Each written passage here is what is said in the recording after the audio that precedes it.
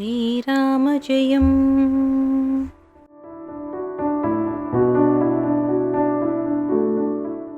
சர்க்கம் 7. லங்காதிபதியின் அரண்மனை. ராவணனின் அரண்மனை அவன் மாமனார் மயன் மனை சாஸ்திரம் பார்த்து தோஷமில்லாமல் கட்டப்பட்டது. மயனுக்கு அவ்வப்போது ஆலோசனைகள் சொன்னவன் ராவணன். அங்கே ஆஞ்சநேயர் புஷ்பக விமானத்தை கண்டார். அதை குபேரனிடமிருந்து பறித்து கொண்டிருந்தான் ராவணன். ராவணனது அரண்மனையில் செயற்கை அருவிகளும் சுனைகளும் மரங்களும் ஏராளம். எங்கும் விதவிதமான சிற்ப சித்திர வேலைப்பாடுகள் கண்களையும் மனதையும் அசையவிடாமல் செய்தன. மலைகளில் சொர்ணத்தாலும் வெள்ளியாலும் பாம்புகள் செய்து தொங்கவிட்டிருந்தனர். பொய்கையில் திருமகளின் தங்க பிரதமை நானாவித ஆபரணங்களால் அலங்கரிக்கப்பட்டு இருபுறமும் தங்க யானை பிரதிமைகள் விடாது நீரூற்றுவது போல் அமைக்கப்பட்டிருந்தன. செயற்கை குகைக்குள்ளும் நுழைந்து பார்த்தார். இப்படி ஜாக்கிரதையாக தேடியும் ஜனகபுத்திரியை கண்டுபிடிக்க முடியாததால் சோர்வும் மனக்கிளேசமும் கொண்டார் மாருதி.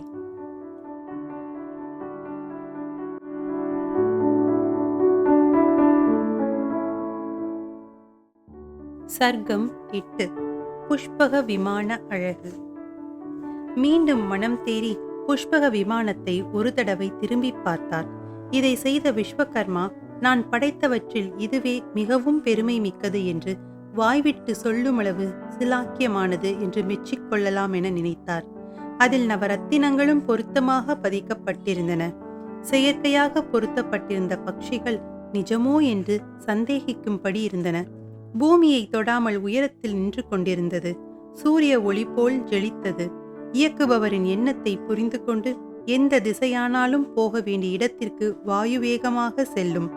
ராவணன் கோகர்ணத்தில் பிரம்மாவை நோக்கி காற்றும் புசியாமல் 10,000 வருடம் தவம் இருந்தான்.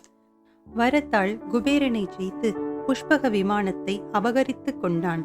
முனிவர்களின் குடில் போல் பரிசுத்தமாகவும் சகல போகங்களுடன் சொர்க்கத்தைப் போலவும் இருந்தது அந்த விமானம். அதில் உயர்தரமான நாட்டியம் இசை இவற்றை தேவலோக மாதர்கள் தந்து கொண்டிருந்தனர். பூதங்களைப் போன்ற வேடிக்கை பொம்மைகளும் அதில் செதுக்கப்பட்டிருந்தன. உள்ளே செயற்கையான பழமரங்கள், பூச்செடிகள், அழகிய கொடிகள், அதிலே மான்கள், மயில், குயில்கள், வண்டுகள், முயல் என எல்லாம் இருந்தன. அதற்குள்ளும் அலசி ஆராய்ந்தார் ஆஞ்சநேயர். ஆச்சரியத்தில் வாயடைத்திருந்தார்.